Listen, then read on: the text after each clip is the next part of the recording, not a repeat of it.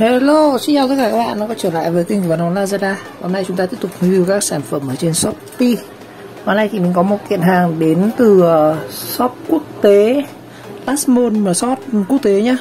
Để xem là cái chất lượng hàng Last Mall quốc tế trên Lazada trên Shopee như nào nhá. Đơn hàng 163k, xem như nào.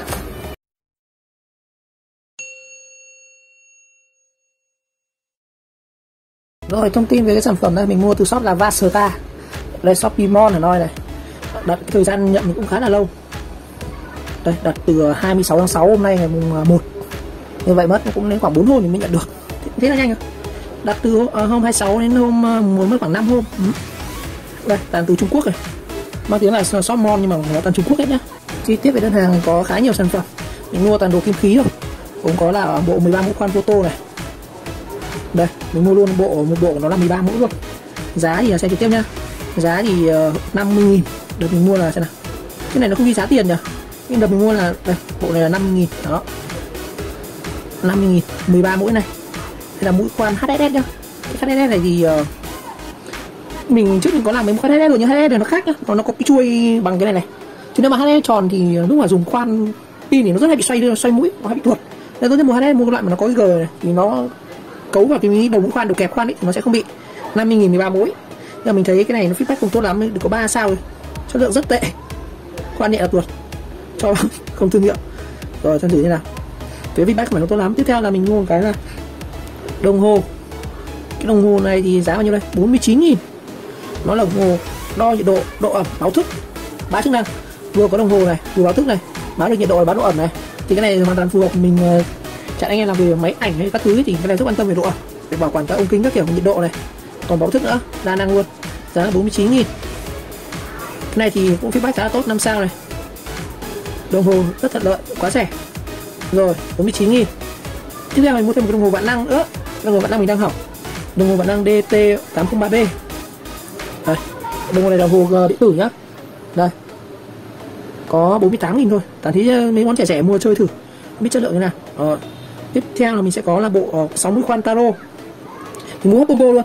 Cũng hết SF 4341 này. Đây. Cái này mũi khoan tạo gen nhá, vừa khoan vừa tạo gen luôn. Cái này thì khá đắt, bộ này như 90.000 giá, 100.000 luôn. Tại mũi tạo gen thì nó thường rất là cứng. Đây này. Mình thấy feedback khá là tốt, bán được 4.8 sao này. Đây. Thì mua combo luôn cả 6 mũi nhá. Rồi, 100.000, bộ mũi khoan là đắt nhất này. Đó. Tiếp theo là một bộ 7 mũi khoan nữa. Bộ 7 mũi khoan này thì là 79.000 nhá. Đây này. Nếu mà mua 7 cái là 79.000, nếu mà mua 5 cái thì là có 45.000 thôi, thì mua lên cả 7 cái. Đây, mũi khoan sắt, khoan được nói chung là đủ các chất liệu luôn. Khoan cả bê tông, là nào. Và cũng có feedback khá là tốt. Đây. Bộ này mới bán được 5 sao này. Ok. Và xong tiếp theo là bộ 10 mũi khoét lỗ đầu tròn. Cái này họ bán toàn combo, mình mua luôn combo 65.000. Bộ 10 mũi khoét mình có thể là khoét kính này, khoét gạch, khoét bê tông. Bộ này chuyên khoét kính này. Đây. Đó, khoét kính, khoét gạch, bê tông. Cái đầu này là chủ yếu là khoét bê tông nhiều hơn. Đó. Giá là 65.000 10 mũi. Nó sẽ dài từ các cỡ này. Đó. Ok. Tiếp theo là bộ 5 đầu hàn đồng cho mỏ hàn 907. Nghe là hàn điện tử chắc biết đầu mỏ hàn 907 rồi. Đây là các cái đầu, nhưng mà cái đây đặc biệt là của nó bằng đồng, không phải bằng sắt, đầu bằng đồng cơ. Nhưng mà đầu bằng đồng mà rẻ phải có 20 là chúng ta sẽ có là 5 mũi nhá. Tổng đơn hàng này thì nó cũng khá là nhiều, to tiền, 363.000. Nhưng trên thực tế thì khi mình mua đơn này mình sẽ được hoàn 50 xu. Đó, hoàn 50 xu. Nên thực ra nó chỉ rơi khoảng 301 này. Đó, được hoàn 50 xu này. Đó. 301. Thế khá giá rẻ thôi. Bây giờ chúng ta sẽ xem thực tế như thế nào. Thực tế thì đây, hàng mặc dù khá là to tiền nhưng mà đóng những túi lông đặc trưng của các shop ở trên shop quốc tế mà chỉ đóng túi không đóng hộp vào rồi. Cầm cũng khá nặng. Kiện này mình thấy nó có phải tầm đến 1 cân, nặng phết. Đây này. Rất nhiều nhá, thông tin này từ shop, thực ra bên này nhận từ một bên ở bên Trung Quốc là Innovation Park thì đấy, và về kho là về kho ở Long Biên này, sau từ Long Biên thì nó chuyển về mình. Đây tất cả sản phẩm thì giống trên app thôi. Bộ 6 mũi khoan này, 7 mũi khoan này, 10 mũi khoan này, cũng như 8 mũi khoan thôi, 13 mũi khoan này, đồng điện tử này, vạn năng, cái này hết rồi. Và giá trị kia thấy này là 412.000, nhưng thực tế mình thanh toán chỉ có 300, mình thanh toán trong này nhé, 363.000 thôi. Rồi bây giờ rạch kiểm hàng nhá. Đóng gói đây, chỉ bóng túi ni lông thôi, chưa dấu hiệu rạch gì. Cái này thì sẽ băng dính ấy. Đấy sẽ rạch. Đây. Cái này vừa để làm video kiểm luôn, vừa để review luôn này. họ dán này thì hầu như là chúng ta chỉ có cắt thôi.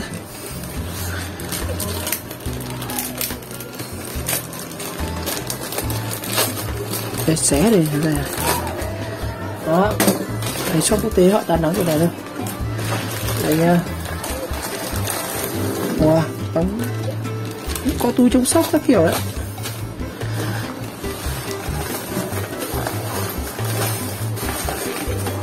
Đây, shop họ dán băng dính ở dưới này. Đây. Kiện nào thì có một túi. Đấy nha, xong lại một túi nữa. Cái này chắc chắn không bóc hàng rồi. Họ dán 2 lần niêm phong này thì rất là chắc chắn. Đây, chỉ trách tiếp đây.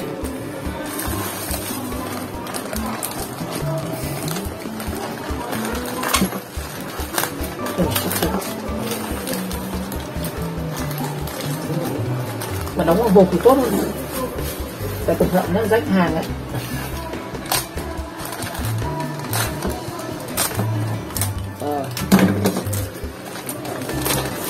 Đây. Rất nhiều thứ đây, xem nào. Đồng hồ này. Đồng hồ này xem nào. Đồng hồ Operation Manual for Term. Có má vạch đây. Cái đồng hồ này như là 48.000 thì phải. Made in China. Cũng có 3 nút này. Là mình sẽ làm review riêng với đồng hồ này nhá. Hôm nay mở kiểm hàng đã. Nhìn đẹp phết. Có cả báo thức này, đồng hồ này, nhiệt độ này, báo độ ẩm này, 4 chức năng, đồng hồ, báo thức, báo nhiệt độ và ẩm kế. Có cả ngày đóng gói này. Đây lô của nó là 10 tháng 6 này. Rồi tiếp theo. Cái này chắc là đồng hồ điện tử ấy rồi. Sao cái túi này xấu nhỉ, bẩn bẩn.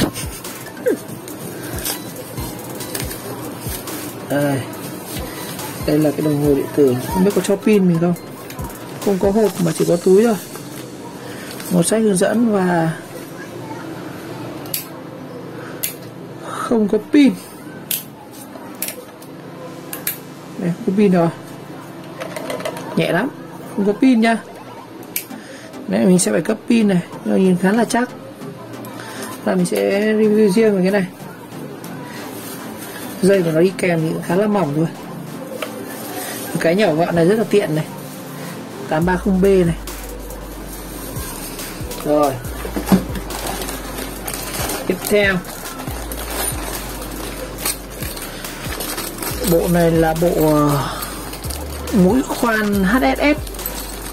Sao nhiều ấy nhỉ? 12 mũi à? Bộ này là bộ 12 mũi nhá. 3 này, 5, 6 này. Đúng rồi, bộ này là 12 mũi. Ở đây mình đến được 13 mũi chứ mà. 13 mũi. Đây là bộ 13 mũi. Bóng túi ni lông không có hộp nhá. Mình thấy hàng của Boss hay Makita thì đóng hộp, như cái này thì mình thấy cái hàng mà đánh ra 3 sao là cái mã này này.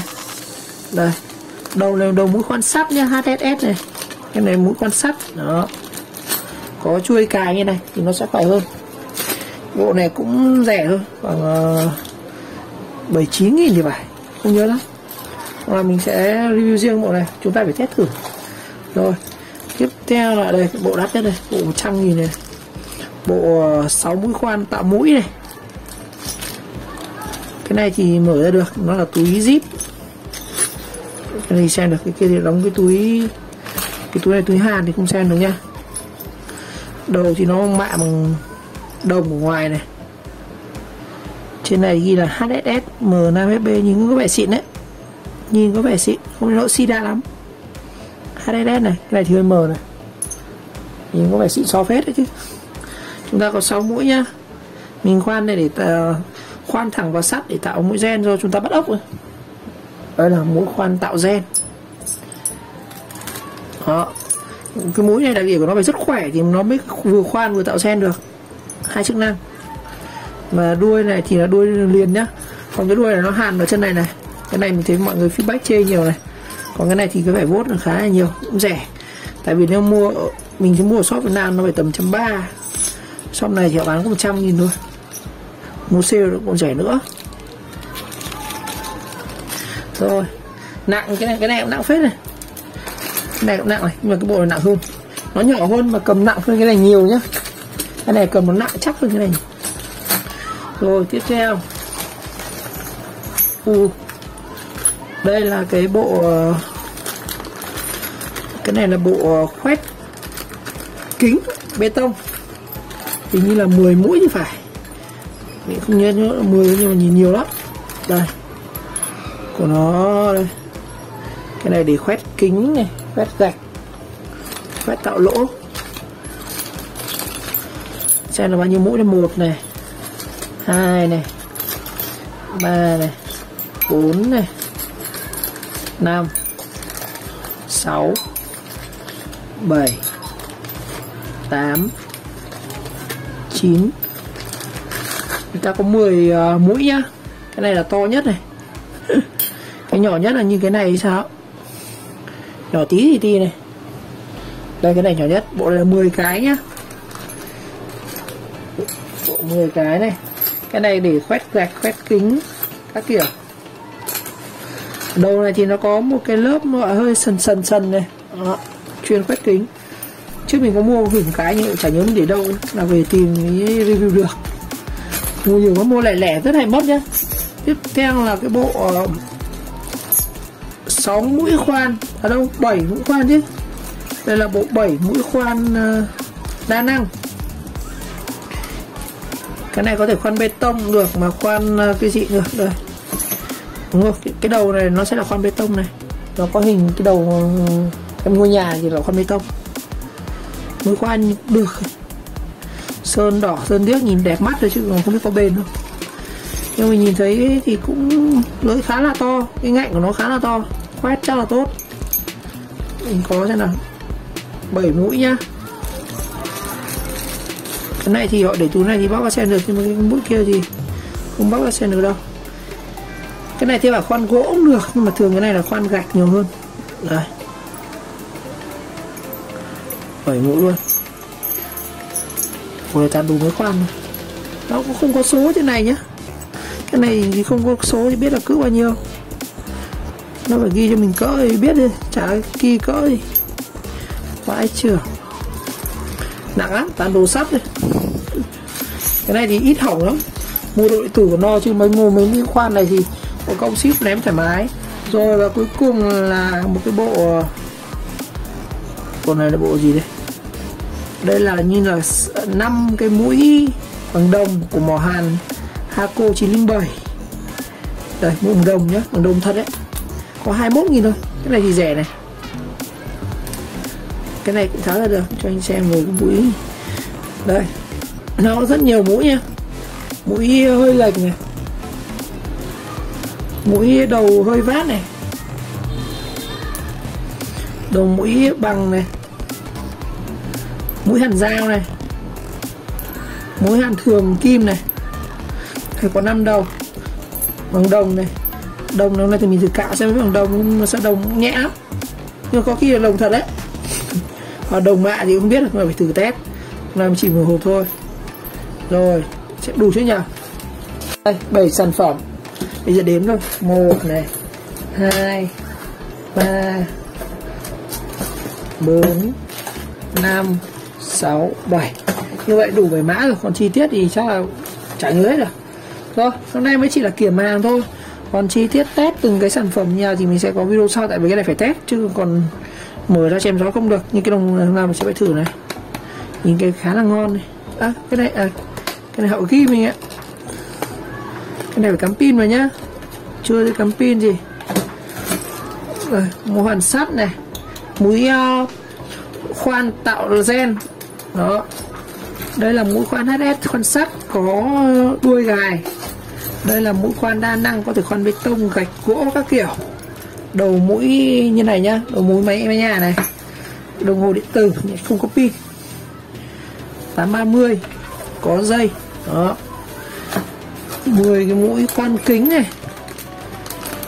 Buồn là không rơi mất. Khoan kính, khoan bê tông gạch này. 5 cái mũi hàn đồng để thay cho cái đầu mỏ hàn. Rồi, sơ mỗi hàn 301. Nhiều thứ vãi. Chất lượng thì chắc phải thử sau, nhưng mà nhìn cảm nhận sơ bộ thì được. Rẻ, giọng là rẻ, nhìn cảm ơn ngày là được, không nên nó quá tệ. Rồi một lần nữa cảm ơn các bạn đã theo dõi video clip, và nếu thấy video hay thì các bạn nhớ like, subscribe kênh và chờ đón các video chi tiết test từng món thì mình sẽ có video riêng nhé. Từng cái mã là test phải lâu đấy. Ok, xin chào các bạn.